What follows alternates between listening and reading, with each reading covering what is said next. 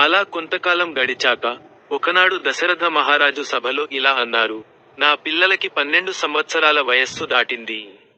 వారు పెద్దవారు అవుతున్నారు. కాబట్టి వాళ్ళకి వివాహం చెయ్యాలని అనుకుంటున్నాను.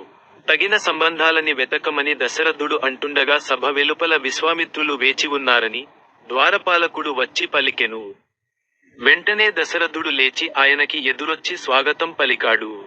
మీరు మా రాజ్యానికి రావడం మా అదృష్టం. మీలాంటి గొప్ప మహర్షులు ఊరకనే రారు.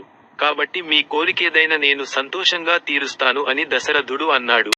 అలా కొంతకాలం గడిచాక, ఒకనాడు దశరథ మహారాజు సభలో ఇలా అన్నారు: నా పిల్లలకి 12 సంవత్సరాల వయస్సు దాటింది. వారు పెద్దవారు అవుతున్నారు. కాబట్టి వాళ్ళకి వివాహం చెయ్యాలని అనుకుంటున్నాను. తగిన సంబంధాలని వెతకమని దశరథుడు అంటుండగా సభ వెలుపల విశ్వామిత్రులు వేచి ఉన్నారని ద్వారపాలకుడు వచ్చి పలికెను. వెంటనే దశరథుడు లేచి ఆయనకి ఎదురొచ్చి స్వాగతం పలికాడు. మీరు మా రాజ్యానికి రావడం మా అదృష్టం. మీలాంటి గొప్ప మహర్షులు ఊరకనే రారు. కాబట్టి మీ కోరికేదైనా నేను సంతోషంగా తీరుస్తాను అని దశరథుడు అన్నాడు.